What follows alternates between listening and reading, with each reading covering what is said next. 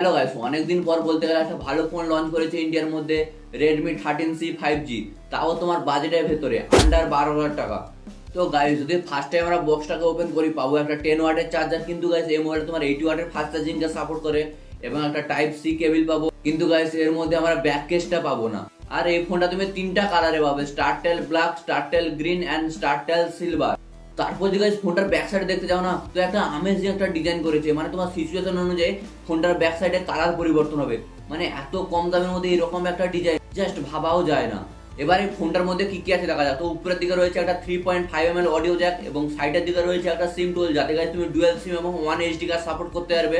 Right সাইডে থাকবে একটা পাওয়ার বাটন, সেখানে তোমার সেন্সর কাজ করবে, এবং উপরের দিকে পাবে একটা ভলিউম বাটন, এবং নিচের দিকে পাবে একটা সিঙ্গেল স্পিকার এবং টাইপ সি কেবল সাপোর্ট। এই ফোনটা তোমার 5G আসবে, তাই জন্য তোমার 5G শো হবে, কিন্তু গাইস কখনো কখনো তোমার 4G প্লাসও সাপোর্ট নেবে। এছাড়াও তোমার ব্লুটুথ সাপোর্ট রয়েছে এবং ওয়াইফাই সাপোর্ট রয়েছে। তো এখানে যদি কানেক্টিভিটি কথা বলতে হবে, একদম সেরা কানেক্টিভিটি আছে।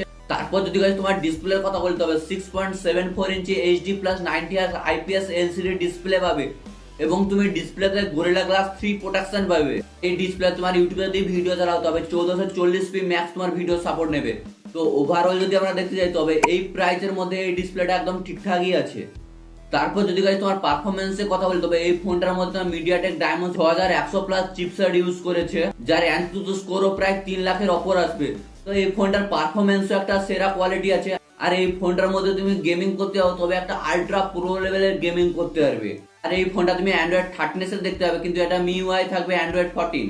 আর এই ফোনটার মধ্যে তুমি এক্সট্রা কিছু অ্যাপ পাবে, যা গাইস তুমি পরে আনইনস্টলও করতে পারবে। তো গাইস এবার যদি ক্যামেরা কথা বলি, তবে ব্যাক সাইডে পাবে তুমি দুটো ক্যামেরা, একটা 50 মেগাপিক্সেল ক্যামেরা এবং একটা ডিপ সেন্সর ক্যামেরা, এবং ফ্রন্ট সাইডে পাবে তুমি 5 মেগাপিক্সেল ক্যামেরা। কিন্তু গাইস আমরা যদি ক্যামেরার কোয়ালিটি দেখতে যাই, তবে ক্যামেরা কোয়ালিটি একদম সেরা আছে এই প্রাইসের মধ্যে। তো গাইস ওভারঅল যে আমরা দেখতে যাই, তবে এই ফোনটার মধ্যে তুমি 8GB র্যাম এবং এক্সট্রা 8GB র্যাম পাবে, এবং 256GB তুমি ফোন মেমোরি পাবে। বলতে গেলে গাইস এই প্রাইসের মধ্যে একটা সেরা ফোন। তো গাইস ফোনটা কেমন লাগলো কমেন্ট করো অবশ্যই জানাও, আর ভিডিওটা যদি ভালো লাগে তবে লাইক করো, কমেন্ট করো এবং শেয়ার এন্ড সাবস্ক্রাইবটা করে পাশে থেকো।